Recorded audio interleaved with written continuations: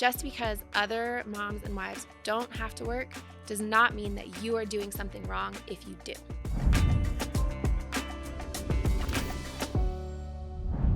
Can I be honest with you? There was a season in life that I felt like I was drowning, and it wasn't all that long ago, maybe just like last year, where I was working full time in a corporate job. I was trying to figure out what it meant to be married to a pastor. I was trying to figure out how to raise 2 toddlers, and I was freshly pregnant with my 3rd child. Life just felt really overwhelming, and this whole time, I'm trying to figure out how to be the perfect Christian wife and mom. Felt really unattainable, felt really, really hard. And honestly, all I wanted was to take some of the pressure off.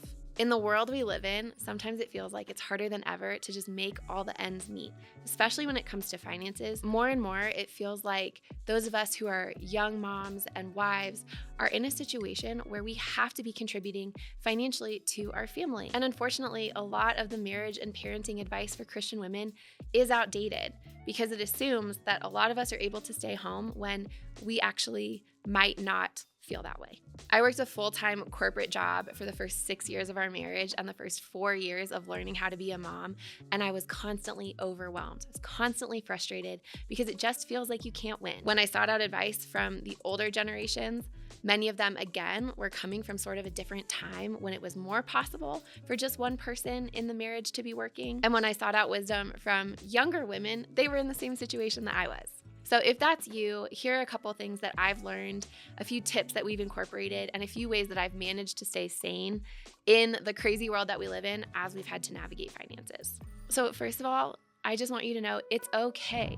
It's okay if you're in a season where both you and your husband have to work and you have to figure out childcare. Sometimes good stewardship means accepting those really full life seasons and knowing that God still has grace for your family, where He will allow you to experience really beautiful time together, where God has grace for you that you won't miss these big moments in your kid's life that maybe you feel like you're missing.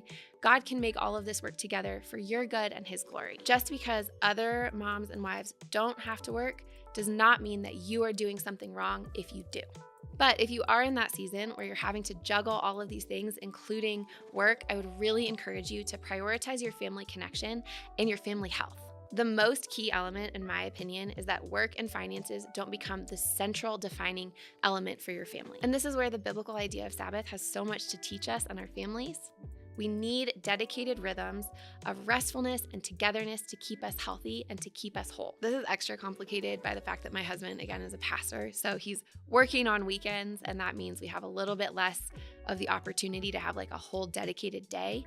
But keeping Saturday mornings really quiet and calm, having specific weeks sometimes after a busy season where we just choose to plan nothing and sort of put a freeze on all social plans, those types of intentional choices make a really big difference in your ability to feel like you are showing up well as a wife and a mom. And if you feel like you don't have a whole day you can dedicate to Sabbath in the traditional sense, I would encourage you to look for an evening or a morning, or even just the span of a few hours on a particular day that you're consistent about showing up for, because that will make you feel like you are doing something. But also, I just want to encourage you, you can handle full seasons. I don't think we talk about that enough.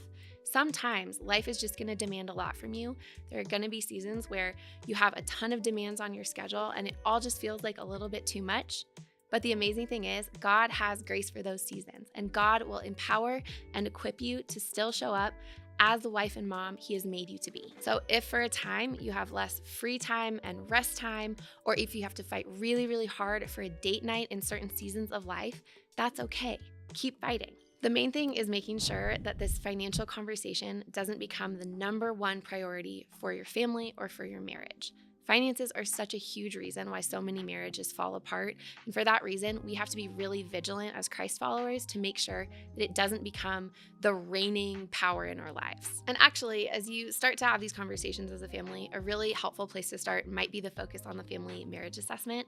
This will help you identify the strengths in your marriage, as well as maybe those points that you need to have some more conversations about, those jumping off points to make sure that you are in a healthy place as you discuss something as sensitive as finances. So we'll link that below. The third tip I have is just to remember that God's provision often looks very different than we think it will. This is so big, but stay open-handed.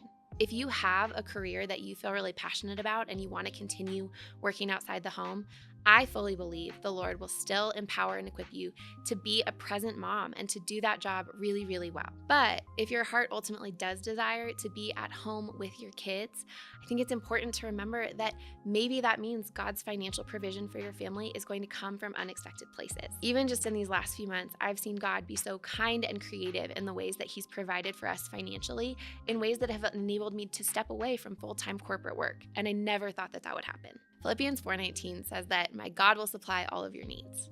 Sometimes God provides through work, and that means He offers an extra measure of energy, joy, whatever you need to make it through those full seasons. Other times, God might already be providing what your family needs to survive financially, even if you stopped working. We just sometimes need to align our expectations for our life with God's. This tension is something to keep an eye on, especially for families who are just getting started, just starting to make some of these decisions, just to make sure that ultimately the lives that we are planning and setting up for ourselves are mirroring not only what God has put on our hearts, but how God would ideally have our family operate. So with that, set a realistic expectation for what your life and your lifestyle are going to look like. Have an open conversation with your husband and then proceed accordingly. In 1 Timothy 6, it says that godliness with contentment is great gain. And I think that's so essential to remember because provision might not look like the social media picture perfect image that you have pinned on Pinterest. God promises that He will provide for the needs of your family. God does not necessarily promise to provide a luxury vacation once a year or a full kitchen renovation. The sooner you come to peace with what your life and contentment actually look like, the sooner I think you're able to make wise decisions about what your family needs financially and what that means for you as a professional, as a mom, as a wife. This was really hard for me because I do feel like I want my life to look a certain way. But the further I got into motherhood, the more I realized that ultimately my heart was to be close to my kids. And I've had to, little by little, kind of whittle away some of those other things that I thought I wanted, some of those little luxuries, some of those privileges that maybe felt like entitlements before. So I think this looks different for everyone, but I would encourage you to really take inventory of those things that you feel like you need to have a happy and fulfilled life, and then to submit those to the Lord. There are also a few things I would really encourage you to avoid as you have these conversations about work and income and what is necessary for your family. And the first thing is really just idolizing work. Our culture loves to idolize salaries and promotions and how far you can work your way up, but that's not necessarily how the kingdom of God operates. That being said, God did give Adam and Eve jobs in the Garden of Eden before the fall ever happened. So work is a good thing, even if that might be hard to believe. But work is not the ends. Work is the means. God does a lot of character development in us. He builds our families. He builds our resources, but it's not the point of why you exist. The point is that we would first make Jesus known in our families and then in our communities more broadly. So keep that front of mind. But also, working inside the home is still work. It's still a vocation. Just because it comes with a salary and benefits doesn't necessarily mean the job is more valuable or inherently more important. The way we show up to work in our own homes is the most important work for both husbands and wives. Second, as Christians, we have to be so vigilant about comparison and trying to keep up with the Joneses. Our culture's standard of living is not the same as God's standard of living. Just to hit on this one more time, God's provision is beautiful and God's provision is generous. But for the Israelites in the desert, God's provision was manna, this unknown substance on the ground. We shouldn't expect God's provision in our lives to mirror the consumerism of our culture. We shouldn't let the world around us determine our standards of a good life. So, as you have this discussion, particularly for those wives and moms who don't want to have to work outside the home, I think it's really important to keep this in mind. Like Jesus says in Matthew 6, God is providing for the sparrows. God is clothing the lilies.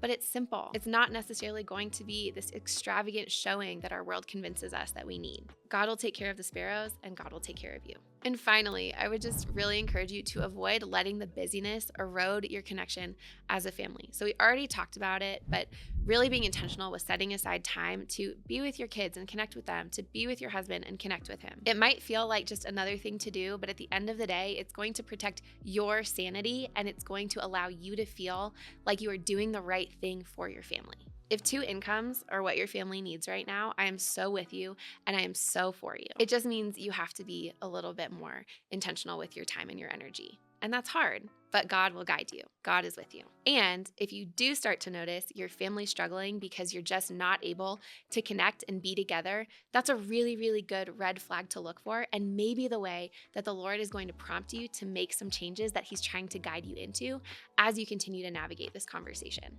Even though I'm not working in full-time corporate America anymore, I still am trying to juggle a lot of things. I'm still trying to contribute financially to our family, still trying to be a present mom to 2 toddlers, almost 3.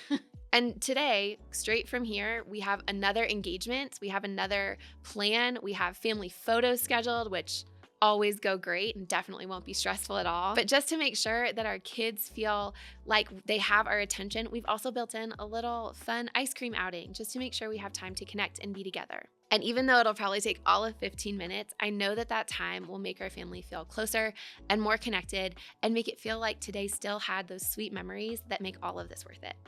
Good stewardship looks different in different seasons of life. Maybe right now that means you have to figure out how to work full time to contribute to your family's finances. But it also might mean that a year from now, God leads you to a new opportunity or a new way of doing things that's going to free you from having to do that every day. Staying open-handed is so essential. Staying open in your communication with your spouse is so essential. And trusting that God will provide for your family's needs, maybe not all your wants, but your needs, is going to be foundational to your contentment in this season of life. Look, a lot of us are having these same conversations right now. A lot of us are navigating the financial needs of our family along with all the other things that we want to be present for. So if this resonated, like, subscribe, and maybe share with someone else you know who's going through the same thing. We want to continue to open up this conversation and learn from one another. So hopefully it was encouraging, and hopefully someone else is encouraged by it as well.